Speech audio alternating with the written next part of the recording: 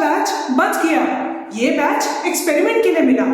Paper तो ऐसा आया, इतना कुछ करने के बाद भी कुछ काम ना आया। Hello my dear students, I am Yashika. इस वीडियो में मैं आपको बताऊंगी कुछ ऐसी टिप्स और स्ट्रैटेजीज जो आपको हेल्प करेंगी कम एफर्ट्स डाल के ज्यादा मार्क्स स्कोर करने में। So let's begin. टर्म 2 के सिलेबस में से कुछ टॉपिक्स हट चुके हैं, उसके लिए मैंने एक सेपरेट वीडियो बनाया है जिसमें मैं आपको पेज बाय पेज एनसीईआरटी के बताऊंगी कि कौन से टॉपिक्स आपको नहीं करने हैं। सो उस वीडियो को जाके आप चेक कर सकते हो। अब मैं आपको बताती हूँ कि आपको एग्जाम में कैसे टाइप के क्वेश्चंस आएंगे। ये जो सीबीएसई ने पेपर का पैटर्न चेंज करा है ना, उससे उनका एक ही मोटिव है, उनको जो है डायरेक्ट क्वेश्चंस की वेटेज कम करनी है और ऐसे क्वेश्चंस की वेटेज बढ़ानी है जो कि टेस्ट करेंगे आपने चैप्टर कितने अच्छे से समझा। इन क्वेश्चंस में आपको सोचना पड़ेगा कि आपको क्या कॉन्सेप्ट लगाना है। सो बेसिकली सीबीएसई फोकस कर रहा है ऐसे क्वेश्चंस देने में जिसमें आपको इनडायरेक्टली कॉन्सेप्ट्स को अप्लाई करना है। तो इन और जो कॉन्सेप्ट्स आपने सीखे हैं उनको आपको अप्लाई करना भी आना चाहिए। अब सवाल ये है, गिवन ये पैटर्न एनसीईआरटी से आपको पढ़ना चाहिए या नहीं पढ़ना चाहिए। अब अगर मैं थ्योरी की बात करूं तो जो कॉन्सेप्ट्स आपको पेपर में पूछे जाएंगे ना, वो सारे एनसीईआरटी से ही आएंगे। एनसीईआरटी से बाहर कुछ भी नहीं पूछा जाएगा, तो आपको इतनी मोटी मोटी बुक्स पढ़ने की कोई जरूरत नहीं है। तो इसीलिए आपको क्या करना है, एनसीईआरटी की हर एक लाइन को अच्छे से समझने की कोशिश करनी है। अब आप लोग कहोगे मैम एनसीईआरटी तो हमें समझ आती ही नहीं, अब हम क्या करें। तो एनसीईआरटी ना आपको एक बारी में नहीं समझ आएगी and that is completely okay. तो इसके लिए आपको क्या करना है, एनसीईआरटी को आप एक दो बार रीड करो। जब आपको लगे कि आपको एनसीईआरटी ठीक ठाक समझ आ गई है, तब आप उस चैप्टर के क्वेश्चंस करना शुरू कर दो। हाँ, इसमें आपको ठीक ठाक समझ आने पे क्वेश्चंस वैसे ही शुरू करने हैं, बिकॉज इसमें बहुत स्टूडेंट्स ये गलती करते हैं कि वो सोचते हैं कि पहले एक बार थ्योरी अच्छे से आ जाए फिर हम क्वेश्चंस पे जाएंगे, और तब जब ऐसा होने लगता है तो एग्जाम का टाइम आ जाता है और क्वेश्चन करने का बिल्कुल भी समय बचता ही नहीं। तो इसीलिए जब आपको एक दो रीडिंग में आपको लगे कि चैप्टर आपको ठीक ठाक समझ आ गया है, वैसे ही आपको उसके क्वेश्चन करने शुरू कर देने हैं। और जब आप क्वेश्चंस करोगे ना, तो आपको किसी टॉपिक में प्रॉब्लम होगी, आप हो सकता है किसी क्वेश्चन में अटक जाओ। बिल्कुल भी घबराने की जरूरत नहीं है। आपको क्या करना है, उस टॉपिक की जो है ना थ्योरी दोबारा से पढ़नी है और फिर आपको उस क्वेश्चन को रीअटेम्प्ट करना है। तो आप जहां भी अटको इन स्टेप्स को फॉलो करो और ऐसे करते करते आप चैप्टर के क्वेश्चंस पूरे आप खत्म कर लोगे। तो अब आप देखोगे कि आपकी जो उस चैप्टर की अंडरस्टैंडिंग है ना, वो और इंप्रूव हो गई है। अब मुझे आप कमेंट में लिख के बताओ कि क्या आप भी परफेक्शन की वेट करते थे कि पूरा चैप्टर थ्योरी अच्छे से समझ आ जाए फिर मैं क्वेश्चंस पे जाऊं। करते थे तो मुझे कमेंट में जरूर बताना। अब आते हैं न्यूमेरिकल्स आपको कहां से करने हैं। सो न्यूमेरिकल्स के लिए आपको एनसीईआरटी के सॉल्व एग्जाम्पल्स करने हैं, एनसीईआरटी की बैक एक्सरसाइज करनी है और इसके साथ साथ जो प्रीवियस ईयर में न्यूमेरिकल्स आए हुए हैं आपको वो भी करने हैं। अब हो सकता है कि ये जो न्यूमेरिकल्स आप करोगे ये डायरेक्टली आपको एज इट इज एग्जाम में ना पूछे जाए। ये न्यूमेरिकल्स आपको करने से ये फायदा होगा कि आपको पता लग जाएगा कि न्यूमेरिकल्स सॉल्व कैसे करते हैं। तो इसीलिए इन सोर्सेज से आपको न्यूमेरिकल्स करना बहुत जरूरी है। और अगर इन सब के बाद भी आपके पास टाइम बचता है तो आप बाकी रेफरेंस से न्यूमेरिकल्स कर सकते हो, लेकिन पहले आपको ये सारे सोर्सेज से न्यूमेरिकल्स करने हैं। मेरे को आपको न्यूमेरिकल्स के लिए इतने सारे रिसोर्सेज आपको इसलिए बताने पड़ रहे हैं बिकॉज अनफॉर्चुनेटली मैं आपको कोई एक ऐसी बुक नहीं सजेस्ट कर सकती जिसमें मैं कहूँ कि हर टाइप के न्यूमेरिकल्स हो। और तो कुछ बुक्स ऐसी है जो मैं कहूंगी बाकियों से बेटर है, उसका लिंक मैं आपको डिस्क्रिप्शन में दे दूंगी। अगर आप ये जो मैंने बताया है उसको फॉलो करोगे तो दैट इज सफिशिएंट। आप में से बहुत सारे स्टूडेंट्स का क्वेश्चन होता है कि क्या एडिशनल के क्वेश्चंस करना जरूरी है या नहीं। तो मैं कहूंगी कि सिलेक्टेड कुछ एडिशनल के क्वेश्चंस हैं जो आपको जरूर करने चाहिए अगर आप 90 प्लस के लिए एम कर रहे हैं। कौन से एडिशनल के जो न्यूमेरिकल्स है वो बहुत ज्यादा इंपॉर्टेंट है, उसके लिए मैंने एक सेपरेट वीडियो ऑलरेडी बना दिया है, आप उसको जाके चेक कर सकते हो। अब मैं आती हूँ अपनी नेक्स्ट स्टेप पे जो आपको न्यूमेरिकल सॉल्व करने में एक्सपर्ट बना देगी। तो मैं बहुत सारे स्टूडेंट्स को देखती हूँ, वो कहते हैं मैम न्यूमेरिकल तो हम कर लेते हैं, एनसीईआरटी के हो जाते हैं, हम प्रीवियस ईयर भी कर लेते हैं, बट फिर भी ये सब करने के बाद भी ना हमें ऐसा लगता है कि जब हमें खुद न्यूमेरिकल करने को मिल जाए ना तो हम खुद नहीं कर पाएंगे।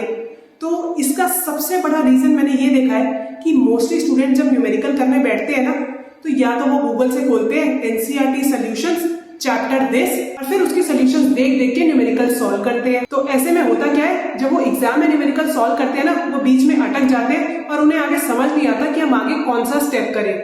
तो आपकी न्यूमेरिकल सॉल्विंग एबिलिटी को बढ़ाने के लिए आपको बिल्कुल भी सॉल्यूशंस को नहीं देखना है। हाँ, अगर आप किसी क्वेश्चन पे आपने एक दो बार ट्राई करा और आप फिर उसको नहीं कर पाए तो आप उसके आंसर्स या सॉल्यूशंस देख सकते हो, बट उससे पहले नहीं, ट्राई करो, आप उन न्यूमेरिकल्स को खुद ही सॉल्व करो। अब इसमें आप अपने नोट्स रेफर कर सकते हो, बट आंसर्स नहीं देखने कि वो न्यूमेरिकल कैसे हुआ। मैं आपको एक ऐसी टेक्निक बताती हूँ कि जो आप पढ़ोगे ना कॉन्सेप्ट्स, वो आप एग्जाम के एंड तक बिल्कुल भी भूलोगे नहीं। एक्चुअल में होता क्या है, अभी तो आप कॉन्सेप्ट्स पढ़ते हो तो आपको काफी अच्छे से याद रहते हैं, बट जब एग्जाम का टाइम आता है ना, तो काफी टाइम बीत जाता है और चीजें आपको धीरे धीरे भूलने लगती है। तो जो चीजें आपने पहले करी है वो आपको याद नहीं रहती। तो इसीलिए जरूरी है कि आपको चैप्टर्स को रिवाइज करना। अब मैं आपको एक ऐसा मेथड बताने वाली हूँ जो आपको कॉन्सेप्ट्स को ज्यादा टाइम तक रिटेन करने में हेल्प करेगा। तो आप लोग क्या करते हो, जब भी आप चैप्टर को रिवाइज करते होगे तो आप दोबारा से अपने नोट्स निकालते हो और उसको पढ़ने बैठ जाते हो। बट अब क्या करना है आपको, अब जब आप चैप्टर को रिवाइज करोगे ना, तो आपको उसकी थ्योरी ऐसे नहीं पढ़ते हुए आगे बढ़ना। अब मान लेते हैं आपने नेक्स्ट टॉपिक कोई भी देख रहे हो, जैसे कि फोटो इलेक्ट्रिक इफेक्ट। तो फोटो इलेक्ट्रिक इफेक्ट जैसे ही आपने देखा, उसकी आपको थ्योरी नहीं पढ़ने बैठ जाना, पहले आप उसको याद करने की कोशिश करो कि आपने पहले फोटो इलेक्ट्रिक इफेक्ट में क्या क्या चीजें पढ़ी हुई है। हो सकता है कि जब आप उस टॉपिक के कॉन्सेप्ट्स को याद करने की कोशिश करोगे ना, आपको सारे नहीं भी याद आएंगे, बट आपको जितने याद आते हैं आप उनको एक ब्रीफ पॉइंट में लिख लो, आपको ज्यादा डिटेल में नहीं लिखना है, और फिर जो बचे हुए पॉइंट्स हैं आप अपने नोट्स में से रीड करो। ऐसा करने से ना आपको कॉन्सेप्ट्स ज्यादा टाइम तक याद रहेंगे। ये टेक्निक जो मैंने आपको बताई है ना, ये साइंटिफिकली प्रूवन है आपकी रिटेंशन को बढ़ाने के लिए। इस पे काफी ज्यादा रिसर्च पेपर्स भी लिखे गए हैं।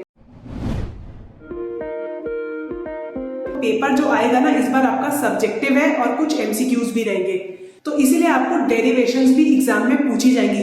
अब मोस्टली स्टूडेंट्स मुझे कहते हैं मैम डेरिवेशंस तो सिर्फ रटना होता है, रटो और जाके लिख दो, बट ऐसा नहीं है। अगर आप डेरिवेशंस रट के जाओगे ना एग्जाम में, तो गारंटेड है कि आप उसका कोई ना कोई स्टेप भूल जाओगे।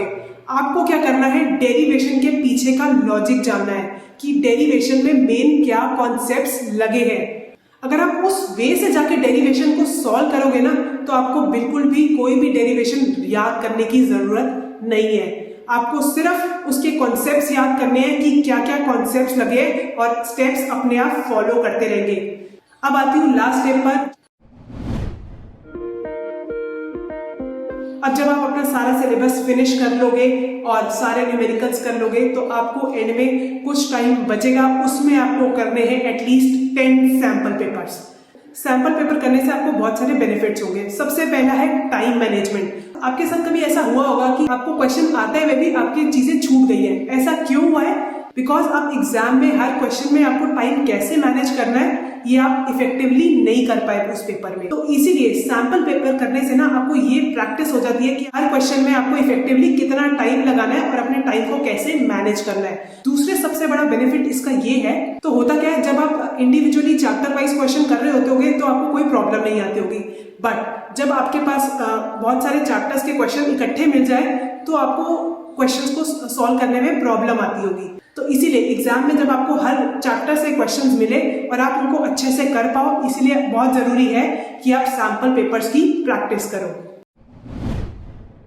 सीबीएसई ने जो सैंपल पेपर रिलीज करा है, अब मैं आपको उसको एनालाइज करके बताती हूँ। आपके पेपर में 3 सेक्शंस होंगे, सेक्शन ए, सेक्शन बी और सेक्शन सी। सेक्शन ए में 3 क्वेश्चंस है 2 मार्क्स ईच, तो सेक्शन ए हो गया 6 मार्क्स का। सेक्शन बी में है 8 क्वेश्चंस 3 मार्क्स ईच, तो सेक्शन बी आपका हो जाता है 24 मार्क्स का। और सेक्शन सी में एक केस बेस्ड क्वेश्चन है जिसके 5 सब पार्ट्स है। एक सब पार्ट 1 मार्क का है, तो टोटल सेक्शन सी 5 मार्क्स का है। तो सैंपल पेपर को जब मैंने एनालाइज करा तो मैंने देखा कि सैंपल पेपर में कुछ डेरिवेशंस भी है, कुछ न्यूमेरिकल्स भी है, कुछ थ्योरेटिकल क्वेश्चंस भी है। ओवरऑल ये पेपर जो था ना, सैंपल पेपर काफी बैलेंस था। सो ओवरऑल मैंने जो आपको स्ट्रैटेजीज बताई, अगर आप ये फॉलो करोगे तो आप अपने पेपर में अच्छे मार्क्स स्कोर कर सकते हो। और अगर आप अपनी एग्जाम प्रिपरेशन में कोई और प्रॉब्लम फेस कर रहे हो तो आप मुझे कमेंट में लिख के बता सकते हो। मैं पूरी कोशिश करूंगी कि मैं आपकी हेल्प करूं। और इस वीडियो से अगर आपकी हेल्प हुई हो तो इस वीडियो को लाइक जरूर करना और कमेंट करके मुझे बताना कि ये वीडियो आपको कैसा। ऐसे ही हेल्पफुल वीडियोस मैं चैनल पर अपलोड करती रहती हूँ, तो ये वीडियोस आपसे मिस ना हो जाए, इसलिए चैनल को सब्सक्राइब कर दो और बेल आइकन को जरूर प्रेस करना ताकि नए आने वाले वीडियोस के नोटिफिकेशन आपको मिलते रहे।